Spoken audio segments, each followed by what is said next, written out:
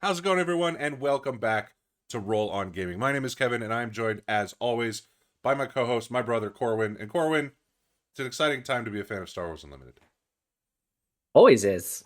But we're right at the halfway point basically of set two. So definitely continuing to enjoy jamming games on that while getting all these crazy spoilers. So Yeah, it's been a lot of fun. yeah, we're definitely going to talk about both Set Two and Set Three here as we discuss all the things that are going on in Star Wars Unlimited. I'm excited for it. You're excited for it. I can hear your little dog in the background. They're excited for it. So we're going to go ahead and get started. We're definitely going to get into some spoiler chat today. We're going to talk about Twilight Republic, but I really want to hit on Set Two right off the rip because Set Two is relevant, right? Shadows of the Galaxy. We're finally getting some store showdowns that are firing. I know ours is going to be scheduled. The one that we're planning on going to initially is going to be scheduled for the 29th. So pretty excited about that, getting a chance to, play some more with these cards. It seems like there's been a little bit of a lull in opportunities to play recently. So that's going to be really good. So what are you having fun with in Shadows of the Galaxy as we're getting this massive influx of Twilight Republic? I mean, I've been on Ray from the beginning, so I have been really enjoying that deck a lot. Mm-hmm. Ray Red specifically. It's just got everything I want in terms of my play style and the way that it's trying to attack the game. And while I think the Han blue deck has started to see more favor, like in that same general archetype, I like Ray's ability to make the weaker units a little bit stronger. Obviously, like R2 being one of my favorite characters, he's an all star in that deck. So I've just been really enjoying Ray, and I think it's pretty good bet that that's what I'm going to stay on as we get into Store Showdown season. So competitively, would you say that Han Blue, the new Han, is probably at a sort of a higher tier than like a Ray Red or really anything else in that blue red heroism archetype right now? Yeah, I do. I mean, just based on the results that we've seen, like Han Blue is getting all the results. None of the other decks that are similar are. Ray hasn't really been topping anything. Chirrut hasn't really been topping anything. And so I think if you're in that general like red blue hero zone, you probably want to go Han if you're really trying to take something down. But for me, I just think Ray fits my style a little bit better, and I also just like her character in general, so I'm here for it. Love me some Ray.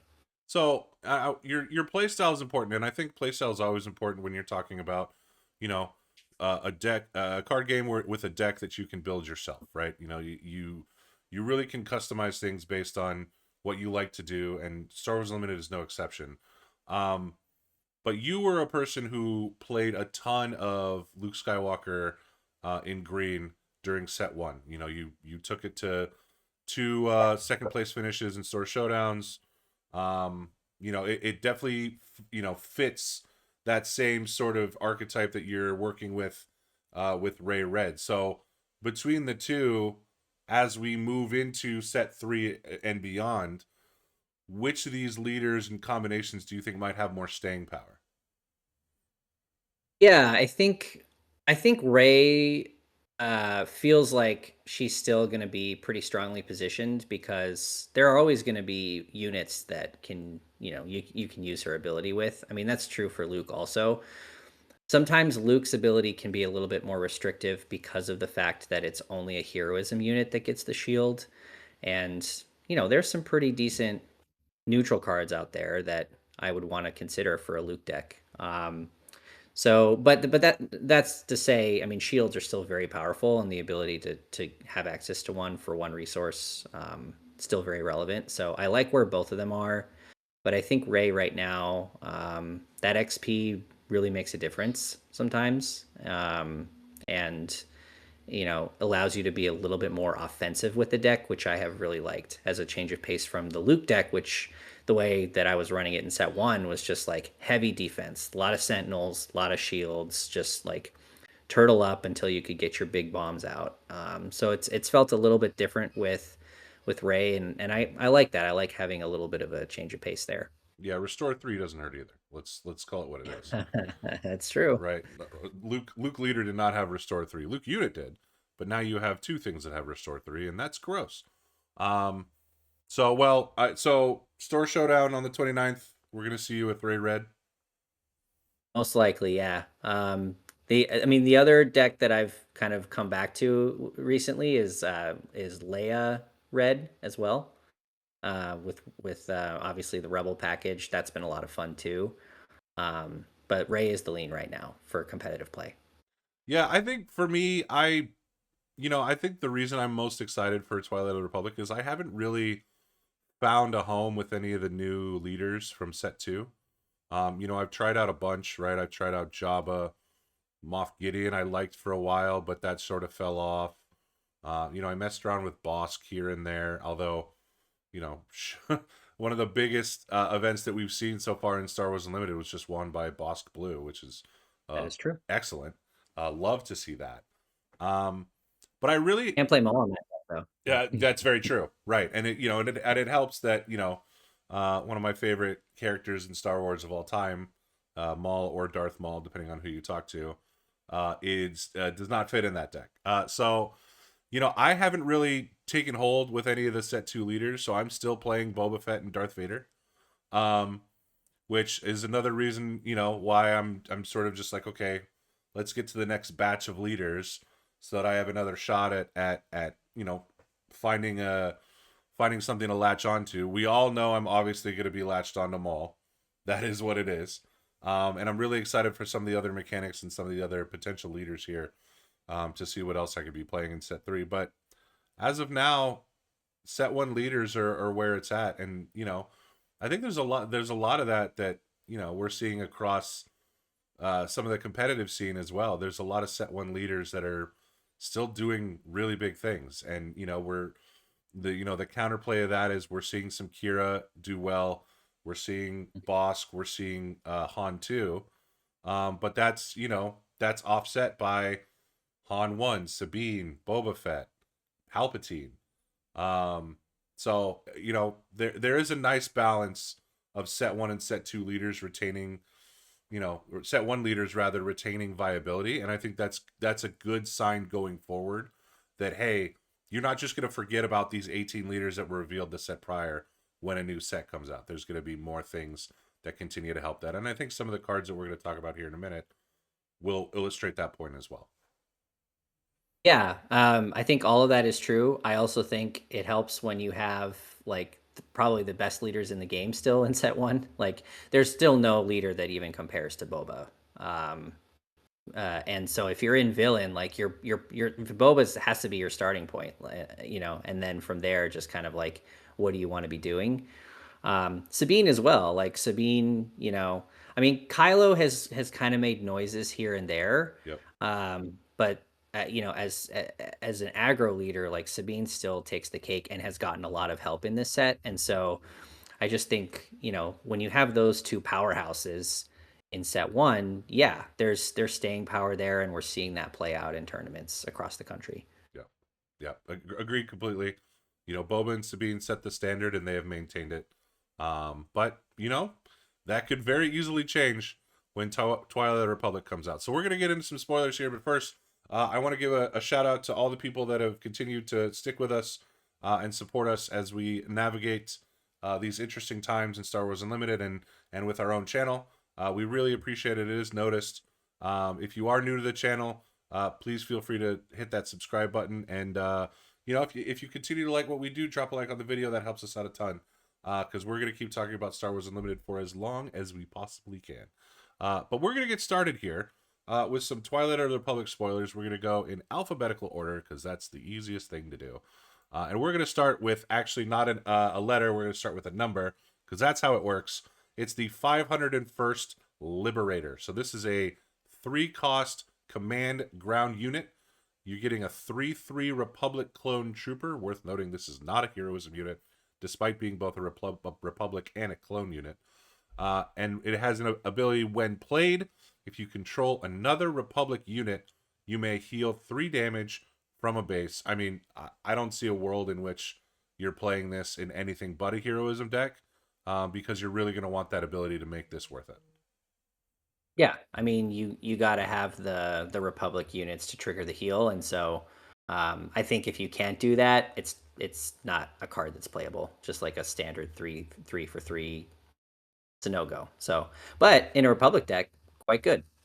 The interesting thing is we have seen our fair share already of both Republic units and Separatist units that are neutral, that don't have the heroism or the villainy tag. Um, so if you're looking at, say, a trooper deck, or if you're looking at, a deck in this case that just wants to be able to heal, there are going to be options for you. You're going to get this a lot more consistently if you're playing this in a heroism deck, and that I think is why this is a neutral common, because it's going to have some limited use. Let's move ahead to Calculating Magnagard. This is a 3-cost Vigilance Villainy ground unit. You're getting a 3/4 Separatist droid, and it has an ability when played and when a friendly unit is defeated, this unit gains Sentinel. We've seen some conditional Sentinel already, Corwin, and I think this is probably one of the better ones. There are some conditions that are just like, okay, but I kind of like this. It's an auto Sentinel. It doesn't always have to be a Sentinel.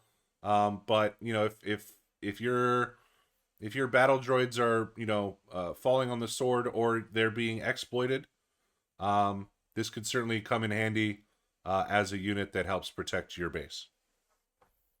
Yeah, I like this card. Again, for having the auto trick. So basically, it's going to do what it's trying to do every time you play it. Mm-hmm. And I think the 3 power is relevant because we've been seeing some other Sentinel options even in this set Mm-hmm. that are coming in at a 2/4, and so for him to have 3 attack is feels very good. So I like this card quite a bit for villains. Yeah, I think Infantry of the 212th was the one that was the 2/4 conditional Sentinel. Mhm. Yeah, just play this. Uh, Yeah, game uh, cost, like this is just way better. yeah, but it is worth noting that Infantry of the 212th, as we were talking about, is a neutral Republic clone trooper. So you're really seeing the illustration of a 2-aspect unit versus a 1-aspect unit when it comes to power Hmm. level there. So yeah, solid card here. Not sure how much blue Separatist droid is going to see in terms of an archetype, but we've got a ton of cards still left to I don't see. even think it needs to be though. Like just the fact that this is a 3/4 Sentinel for 3 in Mhm. any deck, regardless of traits, I think it's very relevant. No, that's a fair point. So I like it. I like it. That's a fair point. So we'll jump ahead to Captain Typho. This is a 3-cost Heroism Vigilance ground unit. Captain Typho is a 2/4 Naboo Republic Trooper, the Naboo trait. That's an interesting one. And when played and on attack, you can give a unit Sentinel for this phase. So that includes Captain Typho himself. This we were just talking about the 3 power with the Magna Guard, and here's a 2. Here's a 2 power. Yeah. Yeah. So this is case in point, right? Like this guy just feels weaker than the Magna Guard automatically. Assuming that you're, just giving him Sentinel when he comes into play. Now, the ability to give it to a different unit, potentially a bigger unit late in the game, is that feels nice. Um, or even to give it to like a unit you're trying to get your opponents to kill. But yeah, just like on by itself on the surface, uh, lacking a little bit compared to the Magna Guard. And you have to assume that was the balancing point that they considered, right, when determining if it's had 2 power versus 3 power. Yeah. If you're paying 3 to get a 3/4 and giving your 6/7 Sentinel, that's gonna feel a lot more, a lot stronger than playing a 2/4 and doing that exact same thing. I'm still not convinced that this is better or worse, honestly. I think it'll just remain to be seen, like what deck this goes in. And maybe there's a Naboo synergy that ends up manifesting itself down the line. But yeah, I mean, it could be decent in Ray, like because Ray can pump him, right? So that's true. now if it's a 3/5 for 4, and he becomes a Sentinel the next turn after the pump because on attack, like that could be a little bit better. Yeah, I mean, you could essentially pay 4 for a 3/5 and then make it the Sentinel when you play it because of the when played. So, um, are you paying 4 for a 3/5 Sentinel? Like you're just doing that for 3 in Palpatine, right? Yeah. Well, yeah, Palpatine is, I think, an exception. Sure. Emperor's Royal Guard is like one of the best cards in a Palpatine deck. But yeah, no, it's it's a fair. Like I don't know that by itself you would, but anyway, it's a potential application for him. I think we've spent too much time on Captain Typho, so we'll move on to the Confederate Courier. This is a 2-cost command villainy space unit. If you recognize the ship, that's because it's Count Dooku's Solar Sailor. Big. This is a 2/1 separatist vehicle fighter, and when defeated, you create a battle droid token. What are your thoughts on this guy? I think for a space unit, not bad. Um, you know, I think even outside of like a separatist type deck could potentially be playable. Very relevant for Palpatine. Um, so yeah, I think for a space unit, this is really solid. If it was a ground unit coming in at 2, it probably would feel a bit understated, but I think as a space unit, I'm perfectly fine with this at 2 cost. I don't actually hate it in either arena, just because I think you're playing this specifically for the when defeated effect. So Yeah. the fact that it has 1 HP doesn't bother you. Um, obviously if it was a 3/1, that'd be better, but that would also probably be ridiculous, especially in space. Um, we saw sort of a similar mechanic with the Batch Brothers. You're paying 3 for a 2/1 there in the ground arena, but you're getting another clone trooper token immediately, whereas this is a when defeated. So they're a little bit different in that way, but again, I don't think you're as worried about the 1 HP, because the point here is to have this be defeated. And even if Yep. you use this as an exploit target, you're still getting another battle droid after you exploit it, similar to the battle droid escort. Um, Mm-hmm. so that's even more protection for a card that is rapidly sinking in power level in Power of the Dark Side. This set. Yes, absolutely. All right, so we'll move on. We're going to see a lot of villainy cards in this run of spoilers, because it was Villainy Week. The FFG stream this week was all about the villainy aspect. They did Heroism last week. This was not revealed in the stream, but was revealed the day after. This is the Count Dooku leader. Count Dooku is the command villainy common leader. On his leader side, he has an action where you can exhaust Dooku to play a separatist card from your hand. It gains exploit 1. Then Dooku deploys on 7 resources, and you're getting a 5/9 Force Separatist Sith with Overwhelm. And on attack, the next Separatist card you play this phase gains exploit 3. Corwin, what are your thoughts on Dooku here? I mean, this is a leader. I mean, he is potentially game breaking in certain situations, because of how he can help you cheat out cards. Um, even prior to deploying, like the on attack, being able to give something exploit 3 is bonkers. Mm-hmm. Like that's 6 resources of value potentially. Mm-hmm. Um, plus the 5/9 body, like he looks really good. Just the 7 deploy is going to be the sticking point for him, because we haven't seen, I mean, outside of maybe some Palpatine, we haven't seen a lot of success. Like Jabba hasn't really done anything this set, Yep. so that 7 spot is going to be tough. But given like some of the options out there with exploit already, and how much we're gonna have seen and are going to see as we continue this podcast with the ability to create battle droid tokens, like the exploit's very relevant. So I like Dooku. I worry about him at 7 deploy, but otherwise I think he has the ability to really just like do some broken stuff.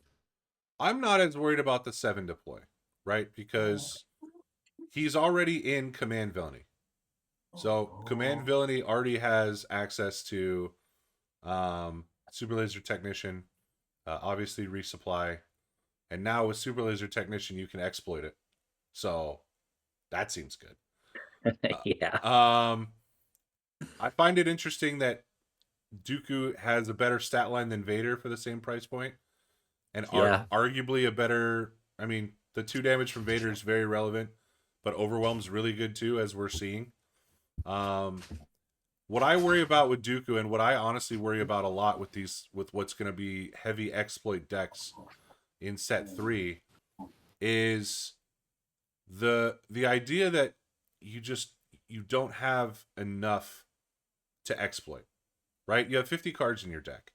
And maybe this is something that we can touch on a little bit later, but if you if you are building your deck around exploit, and you're building your deck around um consistently finding these cards that are going to get you battle droid tokens in this case, what is the balance? Like, it's going to be really difficult to find not only the balance of cards that let you exploit versus cards that you can exploit, right? But also drawing those cards at the right time. If Dooku comes out at 7 and your hand is full of Confederate space couriers or whatever that card was that we just saw, and it's a good thing I'm paying attention. Confederate couriers in space. There you go. Uh, if your hand is full of those, then this exploit 3 is completely wasted. And I think that's going to be the challenge with Dooku and any other deck that is revolving around exploit. If you draw the separatist super tanks early and have to resource them, are you in trouble at that point? Yeah. Yeah, that's fair. I mean, a lot will have to come together for him to really do his thing, but I just think that if the stars do align, so to speak, Mm-hmm. uh I mean, it's hard to find more powerful effects than what he can potentially bring you. Very true. Um so I think for that reason I'm super intrigued by Dooku. Yeah, I mean, I'm definitely intrigued by him. He's a command villain, right? So he's definitely going to be getting some run. I just going all the way in on exploit is going to be tricky. But we'll move on to Droid Commando. This is a 3-cost command villainy ground unit. You're getting a separatist droid trooper that's a 4/3, and while you control another separatist unit, this unit gains ambush. Yeah, this seems pretty solid. Um, if you're loading the board with separatists, or even battle droids, you've got a 4/3 ambush for 3, and that's something you love to see. Yeah, absolutely. I think the 4/3 stat line is pretty solid for the 3 cost. And then obviously amazing if you can ambush it in.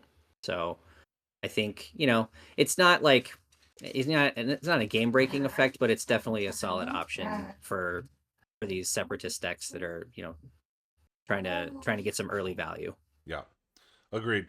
And I think you probably play this as a 4/3, um, even if you're not ambushing it in. But the upside here is great. 4 ambush at that power at that cost is great. Like you said, this one's gonna see some play for sure. We'll move on to the rare command base that was revealed this week, and this is wild. This is wild. All right. Droid Manufactory is the base. Factory. I don't know. You makes droids. That's what it does. This is the command rare base that does not have an epic action. Its ability is when you deploy a leader, you create 2 battle droid tokens, and this is a 24 health base. 24. We've seen it 26. Obviously, all the ones in Spark of Rebellion were 25s. Now this is a 24. Corwin, is this worth 6 health? I mean, we're talking about Dooku, right? And like, can he generate some options, to be able to trigger off his exploit 3 on it? I mean, you, this feels like a very interesting base to play with him. Mm-hmm. Granted, that locks you into mono, but still, like, I mean, I potentially think that in the right deck, yes, I think you definitely are interested in this. I mean, that's the 6 health is a steep trade off. I will say, but I think in the right deck, and I think people will find what that deck is, and I think this base will see play personally. Because I just think that the combinations that it allows for with some of these exploit decks is going to be significant. I mean, right away, this fit slots perfectly into the two new starter decks, right? Ahsoka and Grievous both love this because Ahsoka's Yes. getting auto coordinate and comes out at 5. And then Grievous, obviously, you're gonna get these two battle droid tokens that can it automatically make sentinels. That's gonna be a little bit trickier, obviously, because he deploys a little bit later. But I mean, that's a perfect slot in. Dooku, I worry a little bit more about again because the 24 health and he deploys on 7. That's a far cry from deploying on 5, or even 6 when you have 24 health. But yeah, I agree that this base will see play. It's just gonna, it's it's gonna shorten the game a little bit if you're running the droid manufacturer and you're running up against something like a Sabine or a Kylo, because you're really gonna have to be on your toes and protecting your base. But I like it. Yeah, I mean, yeah, aggro is going to see this and salivate, but I mean, we'll see. Like maybe you get enough value there to where it's going to be all right. I don't know, but I do think that it's going to be looked at heavily. Yeah, agreed. We'll move on to Grenade Strike. This is a 2-cost aggression event. It's a tactic, and you can deal 2 damage to a unit, and you may deal 1 damage to another unit in the same arena. And this is just a battle droid deck's worst nightmare. I think that's basically the extent of this. I don't. Probably what it was meant for. Yeah, I don't love the applications of this outside of slotting it in specifically for when you face an exploit deck. But the art speaks for itself. It's a clone trooper throwing a grenade or about to throw a grenade at a bunch of battle droids. That seems like the point. Seems on point. Yeah, Seems poignant. yeah. All right, so that one was pretty straightforward. We'll move ahead to heavy. Speaking of neutral Republic clone troopers, heavy is an aggression ground unit for 4 cost. You're getting a 4/4, as I mentioned, Republic clone trooper. Heavy has coordinate raid 2. So when you have 3 units, including heavy, he's going to get raid 2 and be a 6/4 on attack, which seems solid for 4. And then when defeated, you deal 1 damage to each enemy ground unit. I kind of like heavy a lot. I don't know if he fits into anything or everything, but I kind of like kind of like heavy. Well, I think in the right situations, heavy will like far exceed his like expected value for 4 because when he goes down dealing 1 damage to each enemy ground unit, this is one thing I've been thinking about a lot with this set and curious to see like are we going to get AoE effects in set 3 given that a lot of decks are trying to go wide with tokens. Mm-hmm. And this is a way that you can potentially combat that. I mean, he auto kills every battle droid on defeat, which I think alone makes him very interesting. Um, and then potentially a 6/4 for 4, also good. So yeah, I mean, there's definitely some value here, and potentially like a lot of value for 4. And I like him. I mean, interesting that he's neutral too, right? Like he can go either way. So I think he might see some play. In the right scenario, right? And it's going to take some things to make this happen, obviously. But if you have 2 units on the board, heavy can ambush in and take out a 7 health unit. That's Yeah. nuts for 4. Yep. Um, I also think that heavy, if you like heavy enough, could be a way to make Jesse feel not as bad.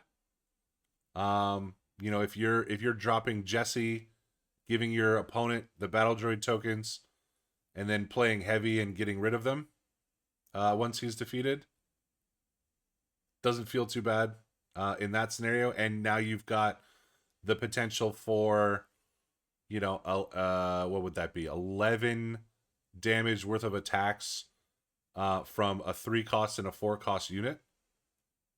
Seems nice. I don't know that, I don't know that that makes Jesse that much more playable, but there's some combo pieces there with heavy that I think could really shine in the right opportunity. Yeah, I mean upside, right? Where that's what we're looking for. Yep. And I think that's why cards like this can be really good is that there's so much upside packed in and so like you want that. You definitely love to see that in a card like this. So I think he's really interesting. It's gonna be awesome and limited too. Heavy is. Oh yeah. All right, we'll move on to I Have the High Ground. This is a 1 cost vigilance event. It's a tactic. It's a rare. You can choose a friendly unit. Each enemy unit gets -4/-0 while attacking that unit this phase. Awesome. Yeah. Pretty good. For one too. Like very strong card, I think, at one.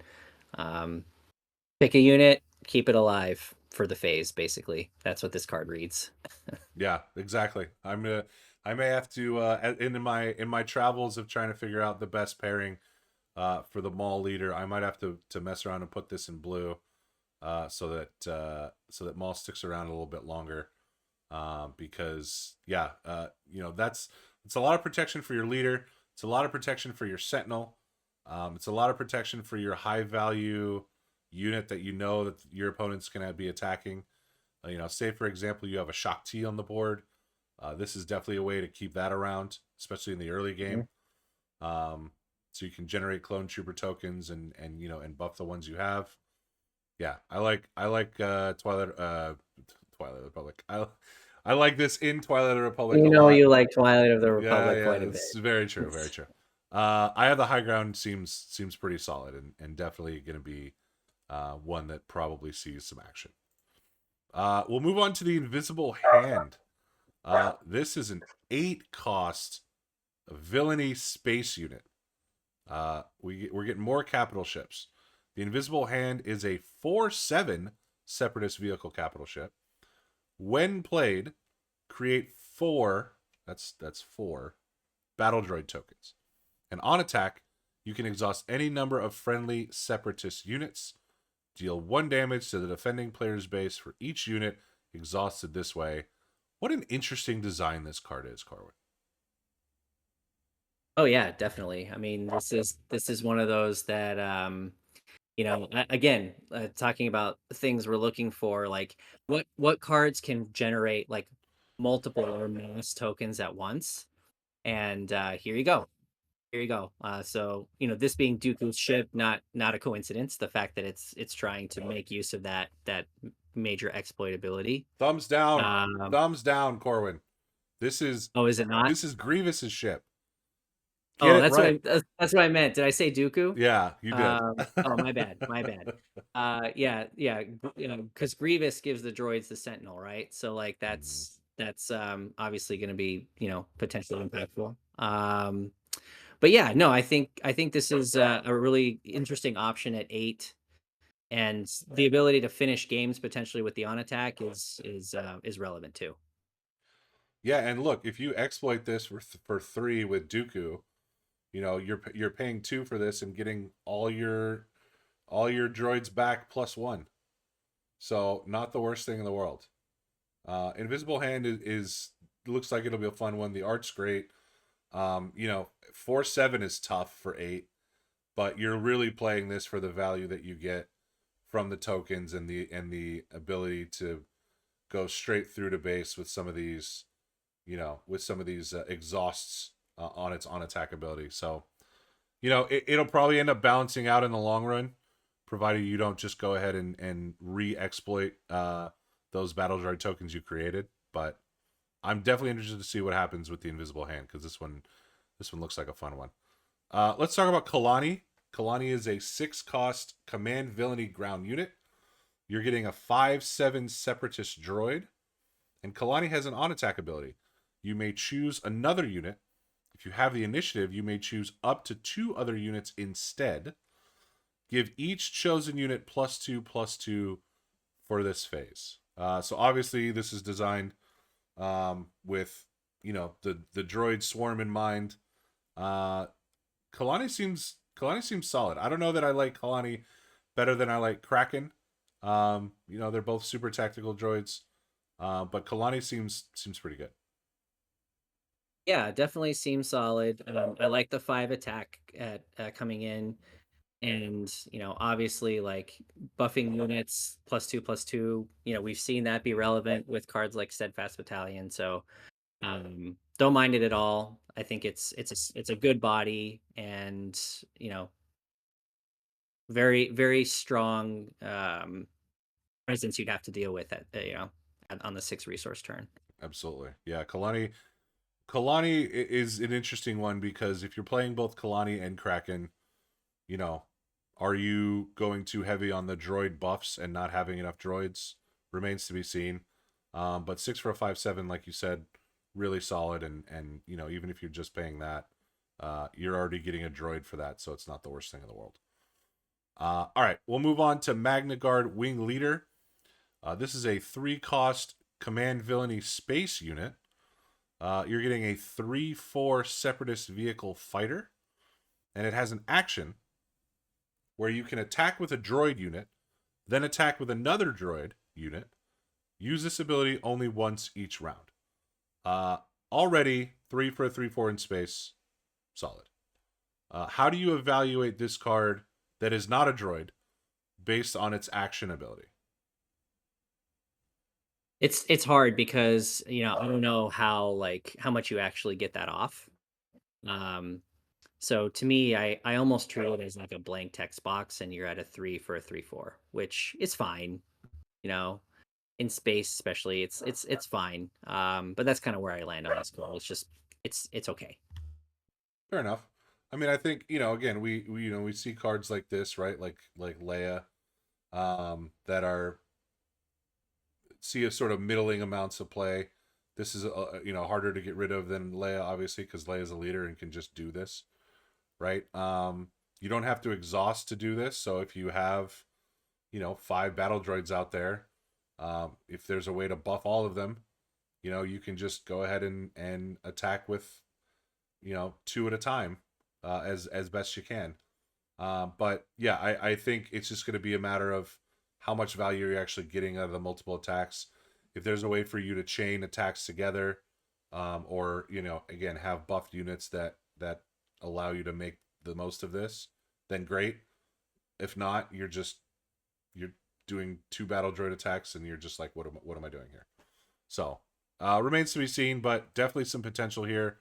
Um, and again, 3 for 3/4 is not the worst. Let's talk about Masameda. Masameda 2 cost double command ground unit.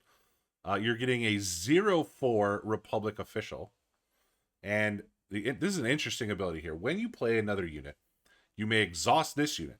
If you do, search the top 4 cards of your deck for a unit, reveal it, and draw it.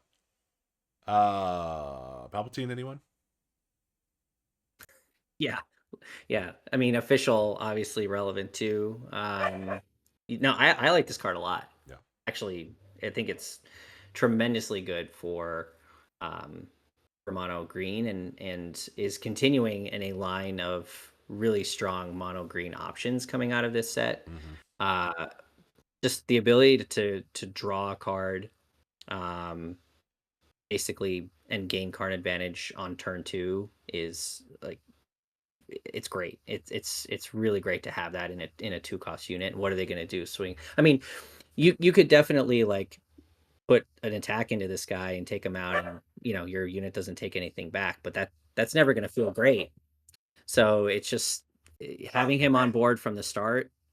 uh, yeah, there's going to be some decisions to make, and the draw is, I just think, to get it that early, plus with Palpatine's ability drawing cards, like, this is just compounding on that effect. So I like this card quite a bit. Yeah, and worth noting, we've only seen command double aspect cards to this point, right? We've seen the manufactured soldiers, and we've seen this. So if that's the power level that we're looking at for the double aspect cards throughout the set and in all the aspects, you're pretty excited to play mono when Twilight of the Republic comes out. Um, Yeah, that's a great point. I think these two in particular, because we talked about the 3 cost event last week. Like mhm, they're super strong. yeah. So I like how mono green is looking. And then all of a sudden, with all these battle droids floating around, hello General Krell. Can you imagine? I mean, I guess so, Yeah. right? Again, more card draw. He's Mm-hmm. like, you know, I guess 5 attack for 5. Like we never really loved him early on, but No. now with more context and more of a card pool that supports him, maybe. Get your General Krells now while they're still cheap. We're just gonna put that out there. All right, let's talk about on top of things. First of all, sup. Second of all, this is a 2 cost cunning upgrade. That is a +2/+0 when you play it. It's a trick. It's a trick upgrade. Very interesting. And when played, attached unit can't be attacked this phase. I actually kind of like this a lot, and not just because of the art. Okay, tell me on it. Why do you like this card? Well, for 2, you're ensuring that your leader or high value unit can't be attacked. So, and you're getting a +2 on top of that. Now, does that slow you down? Sure, but if you are, let's say for the sake of argument, you put this on Dooku, right? Dooku he becomes a 7/9 that can't be attacked with overwhelm. So if unless your opponent has Rivals Fall, right?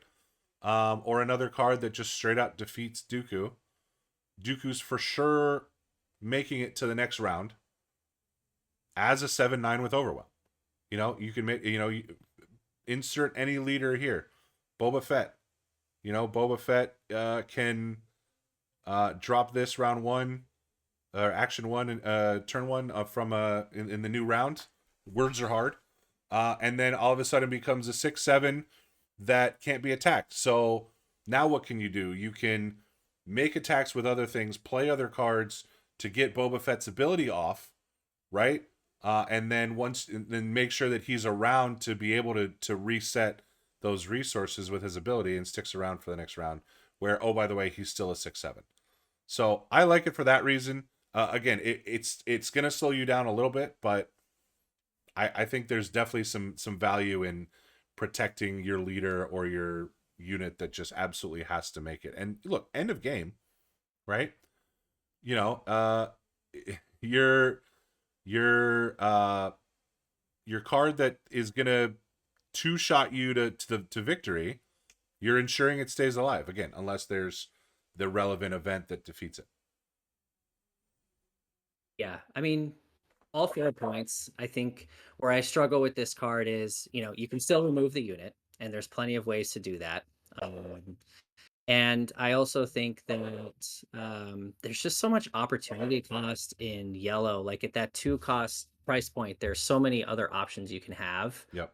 even with upgrades, right? So I don't know. It feels like it's just falling a little bit short for me in that sense. I can see it being like very like situationally and conditionally useful, but more broadly, I don't see it as like a super attractive option. The opportunity cost point is a good one. There are a lot of things that you're paying 2 for that you might want more than this in cunning. So I can understand that. It'll be interesting to see if people use it in the way I described, or if it just becomes maybe it's a sideboard card for those decks that aren't playing things like Rivals Fall, or ways to remove your high value units. Um, maybe it's a way to protect against aggro. It could also be good protection against like a Kira. When Kira deploys, but we'll see. I have hopes for it. We'll see if they end up being founded. Let's talk about one of my favorite cards that we've seen so far. This is the OOM Series Officer. It's a 2 cost aggression villainy ground unit for a 2/1 separatist droid. And when defeated, deal 2 damage to a base. I love this card. This card's awesome. Put it in every deck. Yeah, I mean, the 2 damage to a base instead of 1 damage to a base, like, really makes it. Yeah. Because you have, like, that what is it? The Reckless Gunslinger from set 2 Yep. that's, like, kinda similar, right? Yep. But this card is doing 2 instead of 1, and that, I think, is what puts it over the top. So, yeah, I'm sure as, like, someone who's gonna play Maul Leader, like, you love to see this. It's going in as a 3 of, like, it's gonna be great, great inclusion. Throw it in. Throw it in. I only wish it cost 1, but then it would be gross. Yeah, the 2 for a 2/1 Be does not broken feel that way, bad yeah. when you're getting a guaranteed 2 damage to base no matter what. I'm in. Sign me up. Uh, Outspoken Representative is the next card. It is a 2-cost Vigilance Heroism ground unit. You're getting a 0/3 Republic official. And while you control another Republic unit, this unit gains Sentinel. When defeated, create a clone trooper token. Now, the when defeated, create a clone trooper token is important here, obviously, because if this was just a conditional 0/3 Sentinel, it'd be Garbo. Um, and I think that ability alone makes this a really solid card that I would consider including in a deck that wants to do just that and generate, a clone trooper token, because you're subbing out the 0/3 for a 2/2. You're providing Sentinel as long as you have another Republic unit, which if you play this round 1, chances are round 2, especially if you have initiative, you're gonna be able to drop something to give this Sentinel. Obviously it's gonna feel way worse, to run into a deck that has Waylay or something like that. But I like this card. I think there's an option of this in Villainy that isn't as good, that we'll see later, than I think this is. Yeah, I actually like this card quite a bit. I think there's you got to line it up right. You got to have the extra Republic unit to get the Sentinel. That's where the value is here. Yep. But for just 2 costs to have that effect, plus you get a clone trooper token out of the deal, I think it's packing a lot of punch for 2. Yep. So, in terms of efficiency, I think it's a really good card, but it doesn't go in every deck. No, no, definitely not. There are better options at 2, in some decks, but if you want to create clones, this is a good card to have in there. Let's talk about Padme. Oh, Padme. Padme is the common command heroism leader. On her leader side, she has an ability that is coordinate action. For 1 cost, you can exhaust Padme and search the top 3 cards of your deck for a Republic card, reveal it, and draw it. Padme deploys on 5. You're getting a 2/7 Naboo Republic official with Restore 1 that also has the same ability, but on attack coordinate. So if you have, again, 3 units including Padme, you don't have to pay for this. It becomes an on attack. You search the top 3 cards of your deck for a Republic card, reveal it, and draw it. This is probably, to me, the worst example of coordinate that we've seen so far. If I think I this would agree with that. if this ability was just static, right, or not static, but not dependent on coordinate, where you paid the 1 you exhausted to draw a Republic unit from the top 3, and then on attack, you search the top 3 and do the same thing. This card would be awesome, right? I think Padme would definitely give you some chances at doing some things. But the fact that you need to have coordinate in order to make it work on both sides, the leader side and the unit side, is tough, because that precludes you from using it really until round 3 or 4 if you're lucky. And then she deploys on 5. So when are you using this ability? On the leader side especially. And then on the 5 you get a 2/7 with Restore 1. I mean, Krennic's a 5 deploy 2/7 with Restore 2 that has a better ability. I was hesitant initially to write off Padme, because the draw ability is really solid. If you're playing a Republic heavy deck, this could work for not just your units, it could work for your events and your upgrades. But The fact that it has to be tied to coordinate for me is just really tough. I'm with you. I'm with you 100%. The coordinate and the one cost. Um, Granted, I think if it wasn't one cost, it probably would be, too steep of an ability, but um yeah, just like you have to have the 3 units and you have to have the spare resource, and you can only draw, or you can only look at 3 cards, Hmm. which I also think is limiting.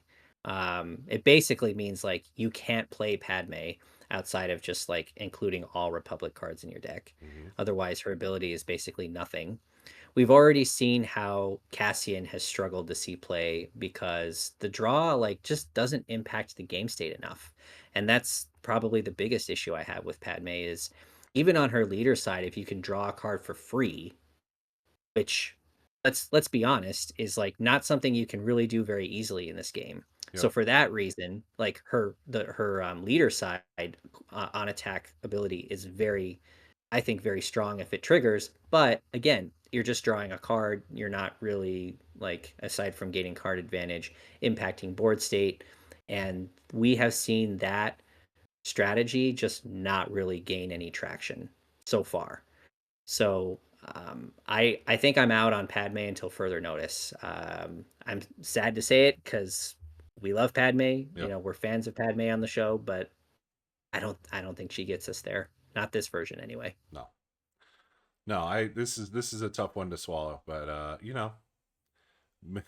there's a lot of cards to be revealed. Maybe we'll be proven wrong, but I agree with you Would that love to do. for now, tough.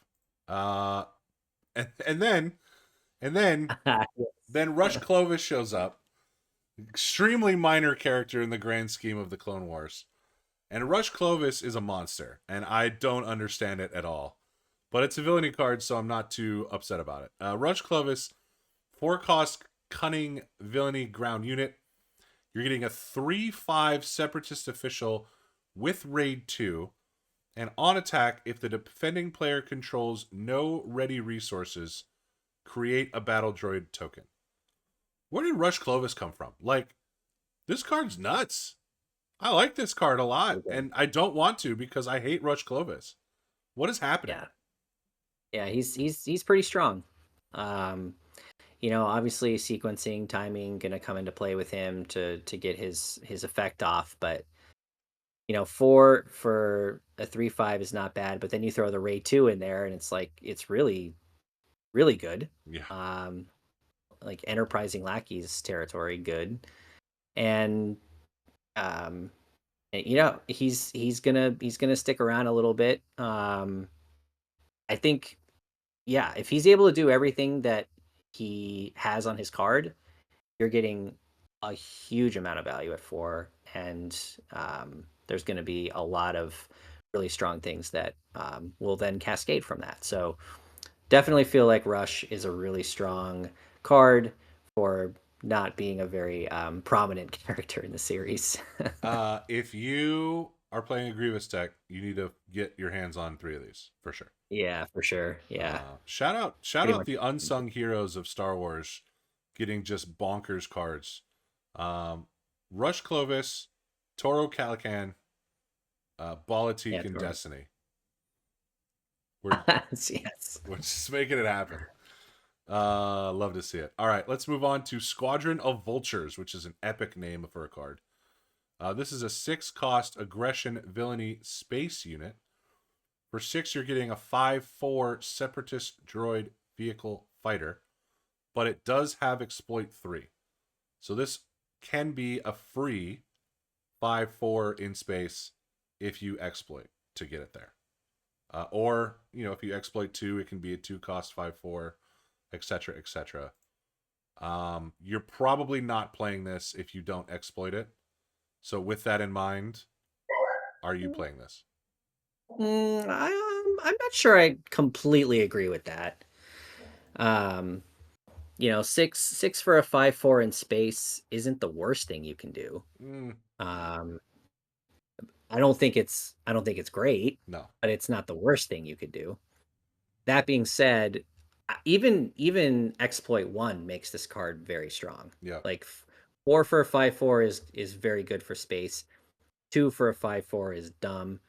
0 for a 5/4 is broken. Like, I'm interested in this card. I Yeah. think if you're in red villain, I think the only problem you have with Squadron of Vultures is that it's like this or Ruthless Raider, and that's a really difficult like choice because Ruthless Raider is just so good right now. Um, so I think it'll suffer from that. But I mean, generally speaking, this is I think a really strong space unit. Well, I mean, you could play both conceivably, right? Because if you're playing this for a discount, then it doesn't really take up your six slot. Yeah, I mean that's a lot of like higher cost. But yeah, I mean if you're looking at this as more of a 2 or a 4 cost unit, then yes, I could see it. Yeah. Uh, this one will be very interesting. That quote in Phantom Menace, "We're gonna watch your career with great interest." This is one of them. Sure. All right, few more here.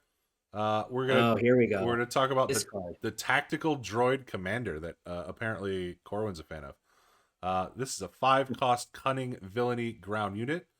For that 5 cost, you're getting a 4/4 separatist droid with exploit 2. And when you play another separatist unit, you may exhaust a unit that costs the same as or less than the played unit. Okay, Corwin, you have the floor. This is Yeah. So this card and the other 5 cost cunning villainy card that we're going to see shortly are like the stars of the week for me. really. Um yes. I think this card is super good. I mean, I think I'm personally higher on exhaust effects than a lot of people are in Mm-hmm. this game. I value them pretty highly. So the fact that I could potentially in the best case scenario get a 1 cost 4/4 that is going to let me potentially exhaust a unit, you know, um, every time I play a unit is I think very very good. So I really feel like this card at 5 it's not going to feel as great, Mm-hmm. admittedly. Um, but if you're getting it at 3 and of course at 1, yes, absolutely love it. It's a droid too. It goes great in a Grievous deck. Like, sign me up. That's fair. Again, I think you hit the nail on the head in that others may not value exhaust as highly as you do. I as an avid Thrawn player should be a little bit more high on it than I am, but I think I'm not as high on it because I've been beaten in a submission so many times playing with Thrawn and having the exhaust do absolutely nothing.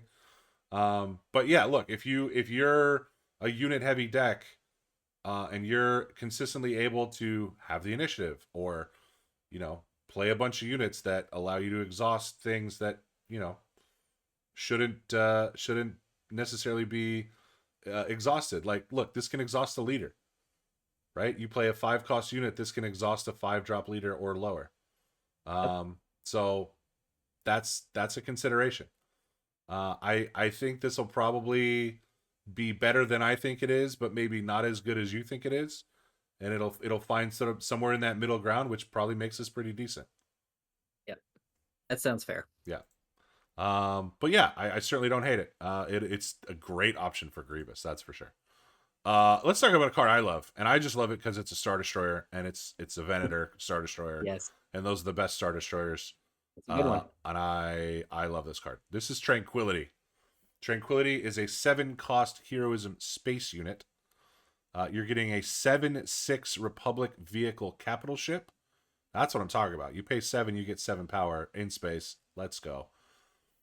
Tranquility has an ability when played, you may return a Republic unit from your discard pile to your hand, and on attack, each of the next 3 Republic cards you play this phase cost 1 less. Holy value town, Batman. Tranquility looks awesome. Yeah.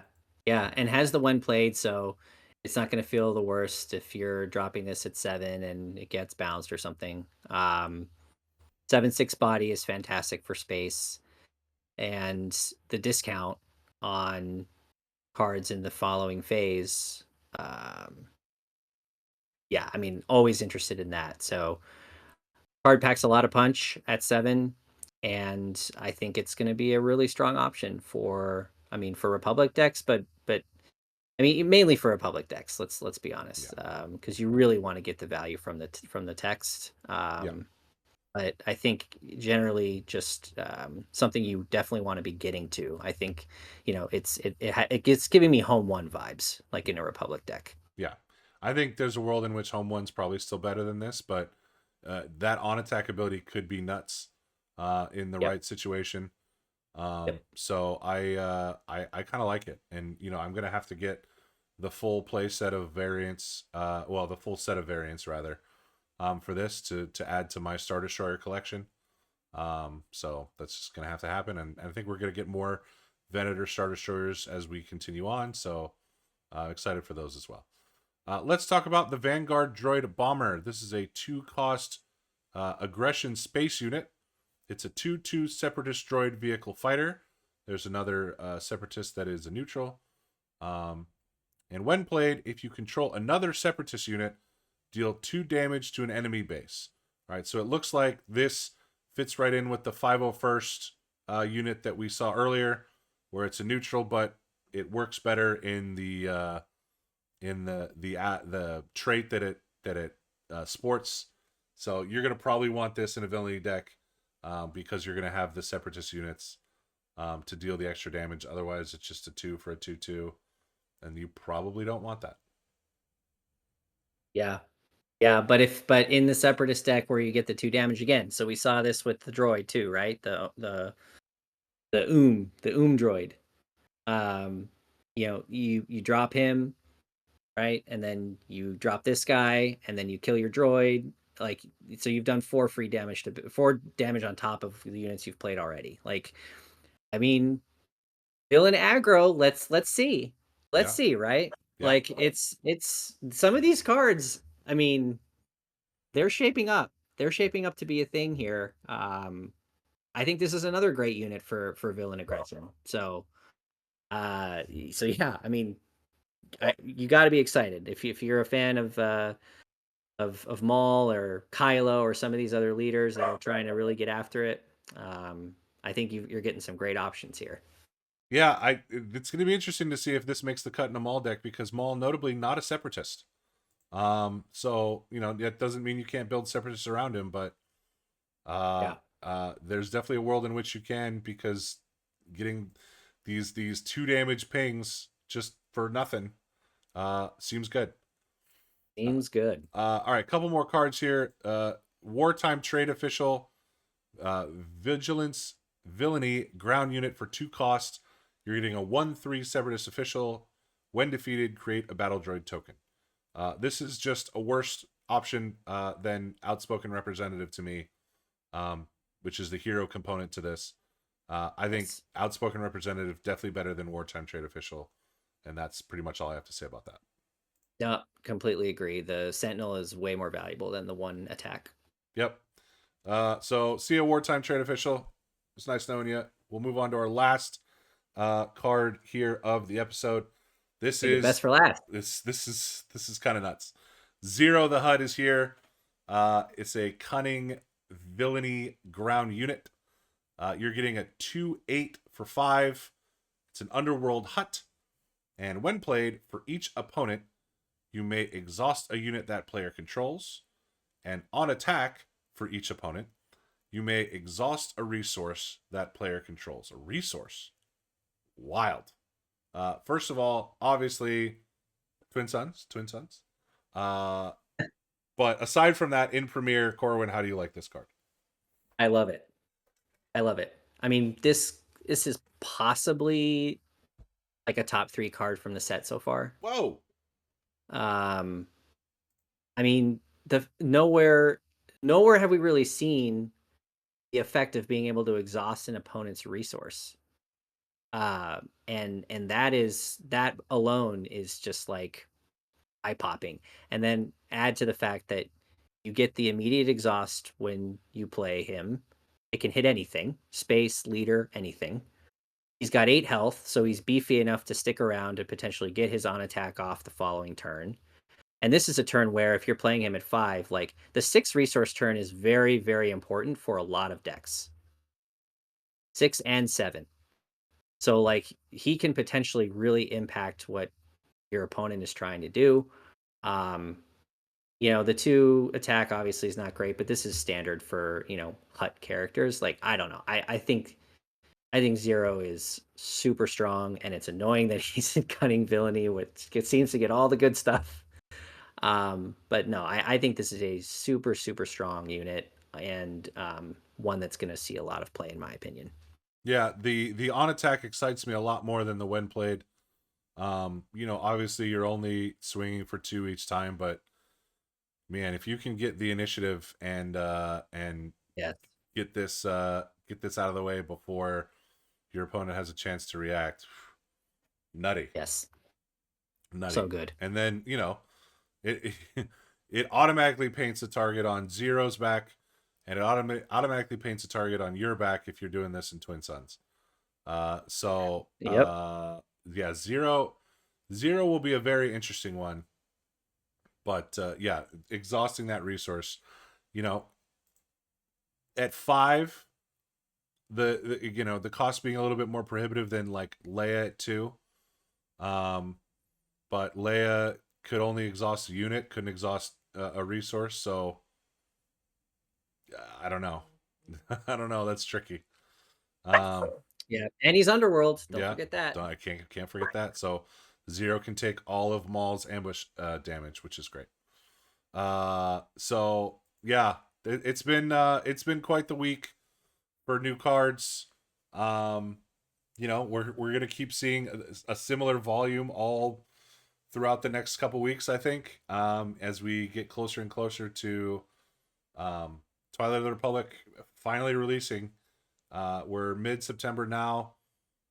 November, beginning of November will be here before you know it. Pre-release weekend is gonna be something special. I can feel it. But we've got other things to be excited about this upcoming week.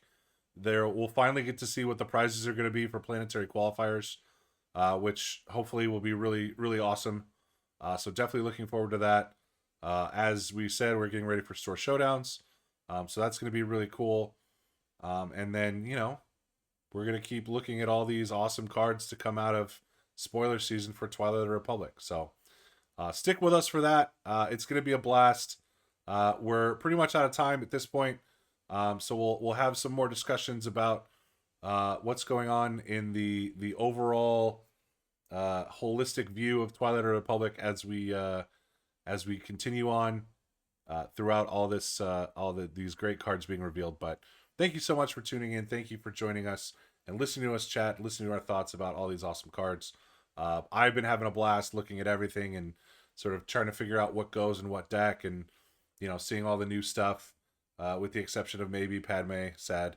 But other than that, like everything's been awesome, and I'm just looking forward to seeing what else. I mean, we still have what 12 more leaders to be revealed, something like that. That's crazy. It's crazy. 12 more leaders. We have 6 weeks worth of leader reveals, and I am pumped for all 6 of those weeks. So Corwin, any final thoughts before we wrap up here? Fun times ahead for sure. Yeah. It's been a great spoiler season so far. We've seen a lot of good stuff. Not really too many duds yet, so that feels good. And definitely excited to keep the train rolling. But also excited to like dive into some set 2 competitive play. Like it's time to get some of these leaders and these cards on the table. So stay tuned for some of that as well. Yeah, gotta go fight for that unrefusable offer. All right. That's gonna do it for us. Thanks again for checking us out. We really appreciate all the support. And we'll see you next time. Thanks, everybody.